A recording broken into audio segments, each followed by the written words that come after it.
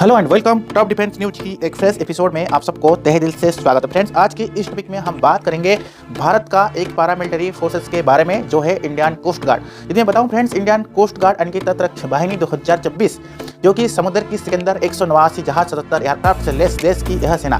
जानिए इसकी ताकत क्या है और आने वाला दिन में ये कैसे भारत को सहायता करते हैं। और जहाँ तक हम बात करेंगे इंडियन नावी के साथ मिलकर ये क्या क्या काम करते हैं और आने वाला दिन में क्या ये काम कर रहे हैं और इनके पास क्या क्या बेहतरीन वेपन सिस्टम अवेलेबल है, कौन सी एयरक्राफ्ट इस्तेमाल करते हैं, कौन से हेलीकॉप्टर इस्तेमाल करते हैं, वो सारे डिटेल आज के इस टॉपिक के ऊपर हम लोग चर्चा करेंगे। तो फ्रेंड्स, देना करके वीडियो को शुरू करते हैं। जो अपडेट आ रहा है friends, Indian coast guard day 2026 जो कि भारतीय तटरक्षा बल यानी कि इंडियन कोस्ट गार्ड, आज हम इसके बारे में अपडेट कराएंगे। मैं आपको बता दूं कि फरवरी 1 को यहाँ पर कोस्ट गार्ड डे जो है बनाया गया था। आर्मी डे होता है, नेवी डे होता है, एयरफोर्स डे होता है, उस हिसाब से कोस्ट गार्ड डे जो कि फरवरी 1 को अपडेट हो रहा था। जहां तक हम बात करेंगे आज देश की इस बेहतर सेना का 48वां स्थापना दिवस है, यानी कि जो कि फरवरी 1 तारीख को हो गया था। यह वही सेना है जो देश की 7516.6 किलोमीटर लंबी तट और उसके आसपास की सुरक्षा करती है। इसमें 6100 किलोमीटर की मुख्य तट है, बाकी अंडमान निकोबार द्वीप समूहों का हिस्सा शामिल है। जो इमेज आप देख रहे हैं फ्रेंड्स, मैं आपको बता दूं इंडियन कोस्ट गार्ड का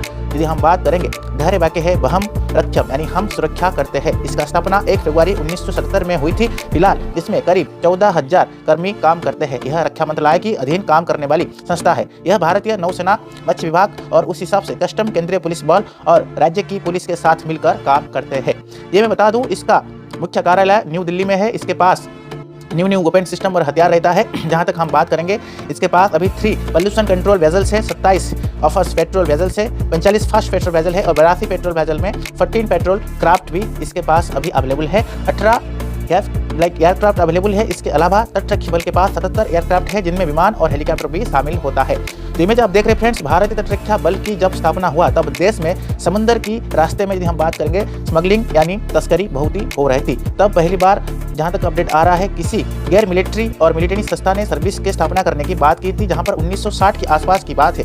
वहां पर कस्टम रिपोर्ट में तब भारतीय नौसेना की मदद लेकर तस्करी रोकने की प्रयास किया जा रहा था। वहीं पर यदि हम बात करेंगे इसके बाद 1971 में यहाँ पर नागत चौधरी कमेटी बनाई गई थी, जिसमें देश की तट की रक्षा के लिए नौसेना ने अलग अलग संस्थाओं की स्थापना किया था। वहीं पर यदि हम बात करेंगे सिफारिश के तहत इसके बाद 1973 में सरकार ने इसका जरूरी यंत्र, जहाज, हथियार, रैडर आदि और मैन्युफैक्चरिंग करने शुरू किए थे या एक्सपोर्ट करने शुरू किए थे। इंपोर्ट करने 1977 में यदि मैं बात करूं 1977 में इस बल की स्थापना हुआ था। भारतीय नौसेना की यदि हम बात करेंगे वाइस एडमिरल ने, जहां तक अपडेट आ रहा है, वाइस एडमिरल ने यहाँ पर कामत की पहले डेकोरेट जनरल बन गए थे। उस समय इसको अपडेट किया गया था।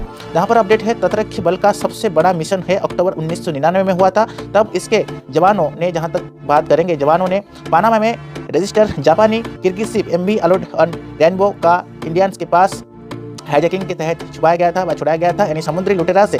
लेकिन इसके बाद इस जहाज का फिर से पेट करने की नाम नहीं लिया गया था। जहां तक MV मेगा राम की कोच के साथ इसको अपडेट किया गया था। यह जहाज पाकिस्तान की तरफ से जा रहा था। तुरंत इंडियन कोस्ट गार्ड की जंगी जहाज तारबाई और नौसेना की INS प्रहार ने पीछा किया था और उस समय हथियार, यदि हम बात करेंगे हथियारबंद समुद्री लुटेरा की संघर्ष भी कर रहा था।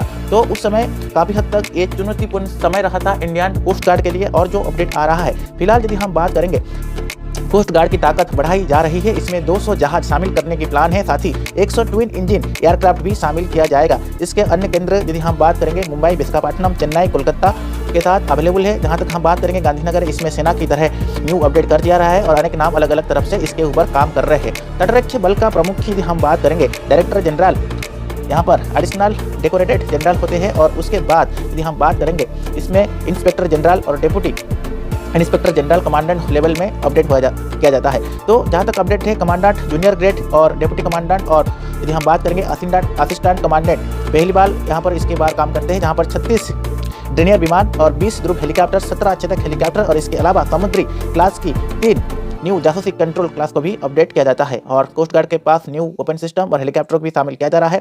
समर्थ क्लास और संकल्प क्लास, समर क्लास और विक्रम क्लास विश्वसन के बेस में 25 ऑफिसर और पेट्रोलिंग में अपडेट रहते हैं। आदेश करने की राजस्व क्लास यानी अवकाश में इसको अपडेट किया जाता है। जहां तक न्यू लड़ाकू विमान इसमें शामिल किया जा रहा है।